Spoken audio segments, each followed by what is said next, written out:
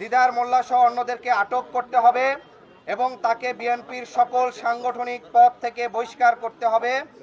অন্যথায় আগামী 24 ঘন্টার মধ্যে উত্তরায় অবরোধের ঘোষণা দিতে আমরা বাধ্য হব। আমার সাথে বিএনপির যে প্রতিদ্বন্দ্বী আছেন এস এম জাহাঙ্গীর ভাই, তার সাক্ষাৎ হয়েছে। তিনি খুব হৃদ্যতা দেখিয়েছেন যে আমরা একসাথে নির্বাচন করব, কারো উপর কেউ হামলা করব না। কিন্তু দুঃখজনক বিষয়, 22শে জানুয়ারির পর থেকে আমরা দেখেছি আবদুল্লাপুরে আমাদের নির্বাচনী অফিসের আগে আমাদের নির্বাচনী অফিসের ব্যানার ছিঁড়ে ফেলা হয়েছে। আবদুল্লাপুরে 10 দলীয় জোটের নারী কর্মীদের সেখানে প্রচারণায় বাধা দিয়েছে। গতকালকে সেই খিলখ্যাত থানায় আমাদের একটি নির্বাচনী অফিস উদ্বোধনের সময় বিএনপির বাহিরের সন্ত্রাসীরা অবস্থান করে এবং একই সাথে সেখানে নানা ধরনের হামলা করার চেষ্টা করে। পরবর্তীতে স্থানীয়ভাবে সেই জায়গার চেষ্টা করা হয়। আমি নিজে প্রার্থী, সেখানে আমার উপরে যেখানে বিএনপির একটা ওয়ার্ডের সভাপতি, তিনি যখন সরাসরি হামলা নেতৃত্ব দেন, তখন সারা বাংলাদেশে নির্বাচনে যারা অংশগ্রহণ করছে বিএনপি ব্যতীত অন্য দলের যারা প্রার্থী আছেন, এমনকি যারা স্বতন্ত্র আছেন কিংবা বিএনপির বিদ্রোহী প্রার্থীরা আছেন, তাদের নিরাপত্তা কতটুকু সেটি আছে খুব স্পষ্ট। আমরা দেখেছিলাম আওয়ামী লীগের সময় জাতীয় নির্বাচনের পূর্বে যারা শক্ত ক্যান্ডিডেট থাকতেন তাদেরকে নানাভাবে হামলা মামলা করে নির্বাচনী এলাকায় প্রবেশ করতে দেওয়া হতো না। ঠিক তেমনিভাবে জুলাই আগস্ট পরবর্তীতে বাংলাদেশের সর্ববৃহৎ দল দাবি করা বিএনপি আজকে সবচেয়ে নিয়ন্ত্রণহীন বড় দলে পরিণত হয়েছে, যারা তাদের ওয়ার্ডের নেতৃবৃন্দকে এমনকি থানার নেতৃবৃন্দকে নিয়ন্ত্রণ করতে পারছে না। আমরা খুব স্পষ্ট আকারে বলতে চাই যে আইন শৃঙ্খলা বাহিনীকে যারা হামলা করেছে তাদের ফুটেজ স্পষ্টভাবে সেখানে আছে।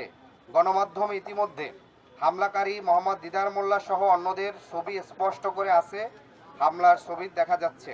আমরা আশা করব আগামী 24 ঘন্টার মধ্যে মোহাম্মদ দিদার মোল্লাকে, বিএনপিকে, জনাব তারেক রহমানকে, তার সকল দিদার মোল্লাকে সাংগঠনিক পদ থেকে বহিষ্কার করে এবং আইন শৃঙ্খলা বাহিনীকে তাকে 24 ঘন্টার মধ্যে আটক করতে হবে।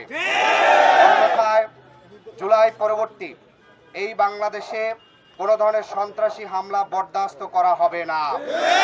আমরা স্পষ্ট বলতে চাই, এই বৃহত্তর উত্তরা জুলাই আগস্ট গণ অভ্যুত্থানে সম্মুখ সারির সবচেয়ে প্রতিরোধের জায়গা, দ্বিতীয় স্বাধীনতার উত্তরা হচ্ছে সূতিকাগার।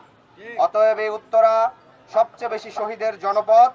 নতুন বাংলাদেশের যে আকাঙ্ক্ষা, যে ফ্যাসিবাদ এখানে চেপে বসেছিল, সেই ফ্যাসিবাদ থেকে মুক্তি হওয়ার জন্য এইখানকার ছাত্র জনতা শ্রমিক সবচেয়ে বেশি জীবন দিয়েছিল, সবচেয়ে বেশি শহীদ হয়েছিল।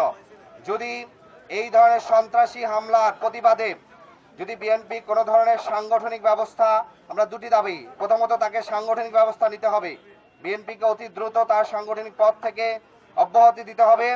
2 নম্বর হচ্ছে আইন শৃঙ্খলা বাহিনীকে আগামী 24 ঘন্টার মধ্যে দিদার মোল্লাকে আটক করতে হবে এবং একই সাথে দিদার মোল্লা সহ যারা আছে তাদেরকে আটক করতে হবে। একই সাথে নির্বাচন কমিশনকে স্ব-উদ্যোগে এই ঘটনার তদন্ত করে এটির বিষয়ে একটি তাদের রিপোর্ট প্রতিবেদন করতে হবে। আমরা বলতে চাই, যদি কোনো ধরনের এই দুটি দাবি যদি মেনে নেওয়া না হয়, তাহলে বৃহত্তর উত্তরায় আমরা অবরোধের কর্মসূচি ঘোষণা করতে বাধ্য হব। আমরা আশা করব জনাব তারেক রহমান, বিএনপির চেয়ারম্যান, তিনি যেন আগামীকালকে যে উত্তরায় তার জনসমাবেশ আছে সেই সমাবেশটি শান্তিপূর্ণভাবে অনুষ্ঠিত হোক। সেই 24 ঘন্টার পূর্বে তার এখানকার যারা সন্ত্রাসী আছে তাদেরকে যদি সাংগঠনিকভাবে ব্যবস্থা না নেয়, তাহলে আমরা মনে করব তিনি উত্তরার সমাবেশ করার উদ্দেশ্য হলো তার সন্ত্রাসীদেরকে আরো বেশি উৎসাহ দেওয়া। আমরা সেই জায়গাটি স্পষ্ট প্রতিবাদ জানাই। আমরা আশা করব নতুন বাংলাদেশে প্রত্যেক নাগরিকের দলমত নির্বিশেষে প্রত্যেকটি রাজনৈতিক দল তার গণতান্ত্রিক অধিকার, তার রাজনৈতিক অধিকার ফিরে পাওয়ার জন্য তার ধারাবাহিকভাবে কর্মসূচি করবে। প্রিয় উপস্থিতি, আজকেও আরেকটি গুরুত্বপূর্ণ বিষয় আপনাদেরকে অবগত চাই। আমরা গত 2 দিন আগে আজকে বিকাল 4টায় ইনসাফের যাত্রা নামে আমরা একটি মিছিলের কর্মসূচি ঘোষণা করেছি, যেটির স্থান ছিল আজমপুর কেন্দ্রীয় জামে মসজিদ থেকে শহীদ মীর মুগ্ধর অডিটোরিয়াম মঞ্চ পর্যন্ত। কিন্তু আমরা দেখলাম গতকালকে রাত 12টার পরে বিএনপির প্রার্থী এস এম জাহাঙ্গীর ভাই তিনি আজকে বিকাল একই স্থানে বিকাল 3টায় তিনি প্রস্তুতি সভা ডেকেছেন। অথচ তার সাথে গতকালকেও আমার কথা হয়েছে যে আপনি একই টাইমে একই প্রার্থী যেখানে আমরা পূর্বে কর্মসূচি ঘোষণা করেছি তার 2 ঘন্টা পরে একই স্থানে তিনি সেখানে 3টায় প্রস্তুতি সভা ডাকছে। স্বাভাবিকভাবে আমাদের কর্মসূচি বিকাল 4টা হলে আমাদের নেতাকর্মীরা আসরের পূর্বেই সেখানে অবস্থান করবেন, সেখানে আসবেন। অ্যাট এ টাইমে বিএনপির প্রোগ্রাম 3টায় হলে সেই 3টার প্রোগ্রাম শেষ হতেও কিন্তু যথেষ্ট সময় সাপেক্ষ 4টা বাজতে পারে। এই যে নিয়ন্ত্রণহীন নেতাকর্মীদেরকে নিয়ে বিপরীত প্রার্থীর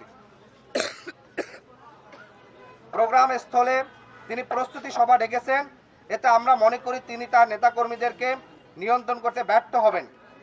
সে বিষয়টি তার দৃষ্টি আকর্ষণ করছি। আমাদের বিকাল 4টায় শহীদ ওসমান হাদির বাংলাদেশে, শহীদ আবরারের বাংলাদেশে, শহীদ আবু সাইদ মুগ্ধ ওয়াসিমের এই বাংলাদেশে, আমাদের বীর মুক্তিযোদ্ধা, আমাদের শহীদ মুক্তিযোদ্ধাদের এই বাংলাদেশে বাংলাদেশের মানুষ প্রতিবাদী মানুষ, বাংলাদেশের মানুষ গণপ্রতিরোধ গড়ে তুলতে জানে। অতি দ্রুত শান্তিপূর্ণ এবং সুষ্ঠু নির্বাচনের জন্য অতি দ্রুত এই সন্ত্রাসী দিদার মোল্লা সহ অন্যদেরকে আটক করতে হবে এবং তাকে বিএনপির সকল সাংগঠনিক পদ থেকে বহিষ্কার করতে হবে। অন্যথায় আগামী 24 ঘন্টার মধ্যে উত্তরায় অবরোধের ঘোষণা দিতে আমরা বাধ্য হব।